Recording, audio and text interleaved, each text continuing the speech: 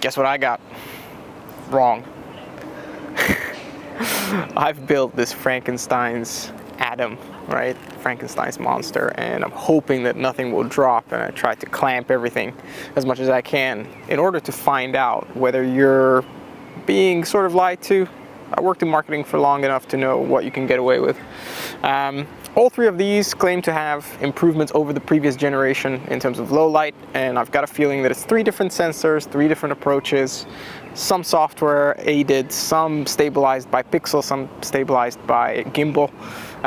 And I want to know one particular thing: is the footage usable if you record at night, if you put it on something like a car or a motorcycle? I've recently seen the Action 3 not perform very well, and so it just got me thinking, because during the testing of the Insta360 X4, if you haven't seen it, link it in the corner somewhere, I was not very happy with the low light situation, and then I wasn't happy with this either. So I just want to sort of run through it, and I'll give you each one of these advantages and disadvantages in just a moment. The first one we should talk about is the DJI Pocket 3, right? Not only does it have the biggest sensor, a 1-inch sensor, but it also is gimbal stabilized, which some of you may be aware, some of you may not. So I'm just going to tell you, a gimbal stabilized camera doesn't have to pixel stabilize. It doesn't have that option, actually. And so that helps you at night when it comes to walking or running, and you will see in the nighttime footage, hopefully it'll be quite visible. But it does have a screen that works this way as well as in portrait orientation. It can film vertically and horizontally, and it's you know, it's overall my favorite camera when it comes to just pick up, go and shoot. Got DJI Action 4, which is, in my opinion, the only action camera really, if we're talking about action. It's rugged, it's waterproof up to 18 meters, and it's also, it can take a few drops, collisions. It's purpose built, right? And it's got a 1/1.3 inch sensor, and it's pixel stabilized. It doesn't have a gimbal or anything, and it does record up to 4K 120, and has a lot of handy features, and does have a bit of a low light boost, but it doesn't have like a full-blown low light mode. And there's this one, the Insta360 X4, which is marketed as a sports camera, and it is marketed as having improved on the previous generation when it comes to low light by switching over to 5.7K, but if you've watched my test, I didn't see much of a difference. In fact, I actually prefer the 8K image. But here's what we're going to do. We're gonna walk around a little bit here just to get some reference footage. This is after golden hour, we're in blue hour now. So it is starting to get darker and darker each minute, and then I'm gonna go home, and before I get home, I'm gonna walk around our main square, which is sort of dimly lit once there's no sunlight. And see how it goes, see which one of these actually sort of delivers. I'll watch the footage afterwards. I'll try and make it sort of not even side by side, but sort of like maybe divide the screen onto 3 different areas and show them to you bit by bit, and then I'll tell you what I think about them. In reality, there's 2 of these which are marketed as action cameras. I think one of them is an action camera, the other one is an 8K camera, which is a sort of new niche market, and it gives more creative opportunities for the user.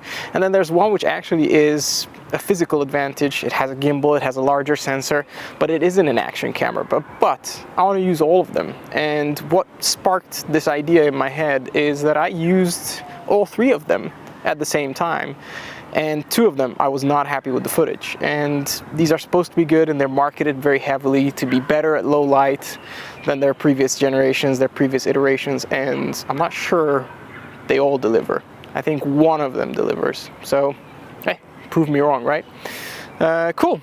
I'm gonna get walking, and then afterwards I'll let you know what I think.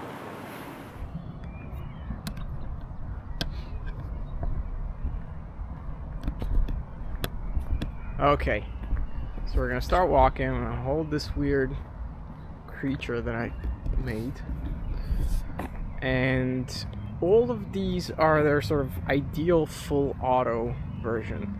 The Action 4 did offer to jump over to 8-bit to enable the low light mode, which is a new thing. I didn't know about that, so that's something to also consider.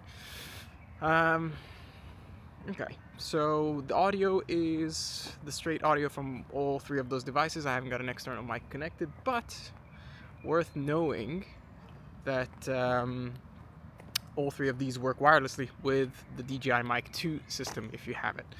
Now, I know the 360 is gonna be fine. I would probably prefer to have this a little bit further down. Okay. So this is sort of getting darker minute by minute, which is very interesting to see.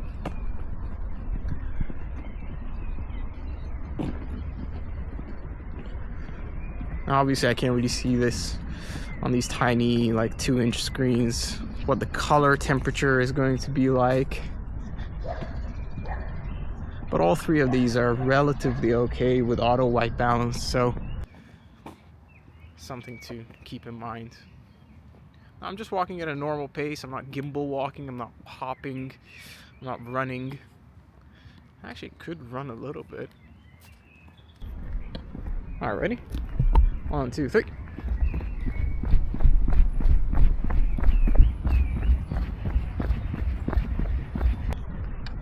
Alright, ready? 1, 2, 3.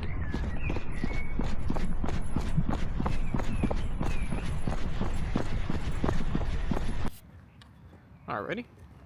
1, 2, 3.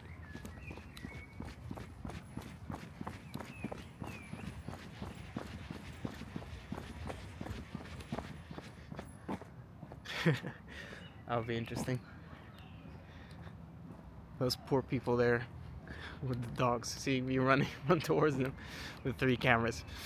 Okay, I'm gonna turn around and see the Pocket 3 was sort of drifting a little bit.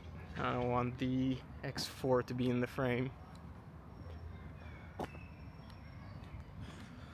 Cool.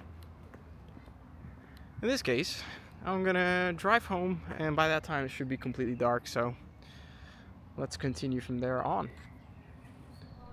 Okie doke. So now we've got sort of nighttime at this point, but we do have a lot of artificial lights, so it's a good way to sort of see how it does react to sort of street lights and stuff.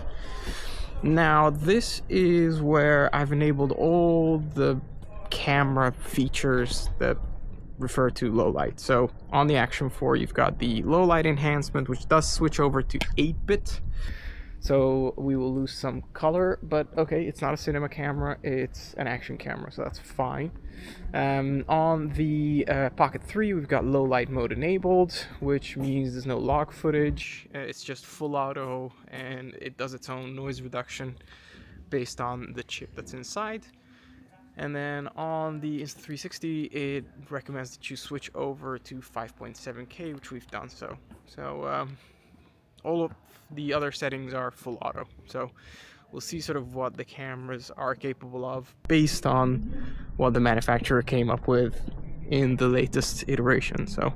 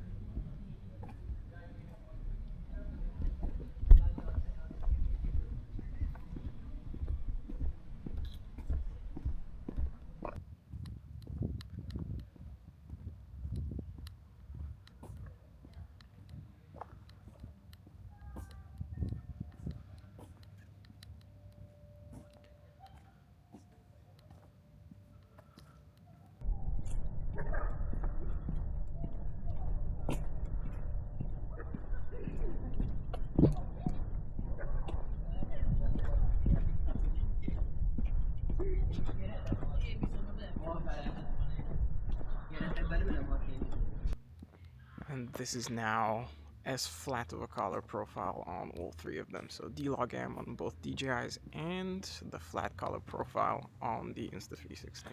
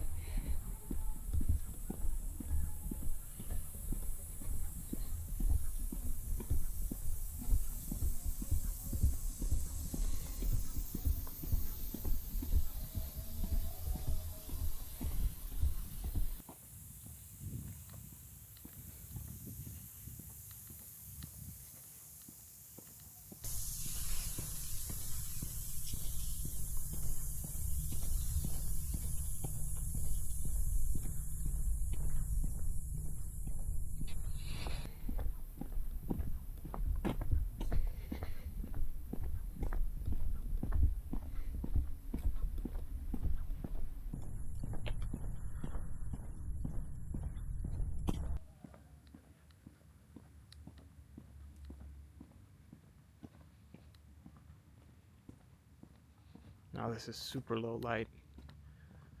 Until you approach these lights, there's just really nothing there, just shadows.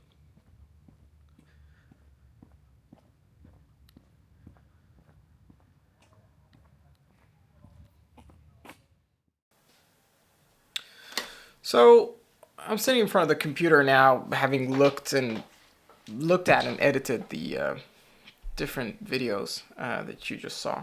And I'll be honest with you, I'm just going to summarize my thoughts. It might be a little chaotic. I don't script my videos. So on that blue hour test, I was a little bit disappointed in the Action 4 and a little bit in the Insta360 X4 as well.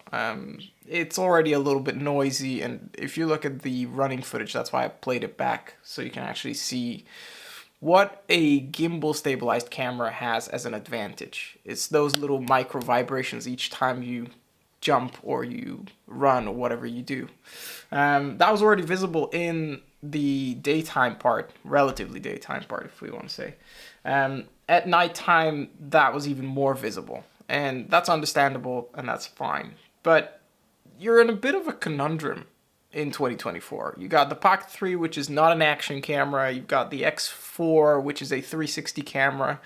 And it's supposed to be better in some ways in low light. And you've got the Action 4, which also has a low light enhancement mode. But if I want to be truly honest with you, and this is going to be a hot take for sure, just get a Pocket 3 and get the Insta360 care refresh with it. If you're lucky enough to live in the Western Hemisphere where you can pretty much swap it in a few days, they'll come and take it away, express ship it back to you.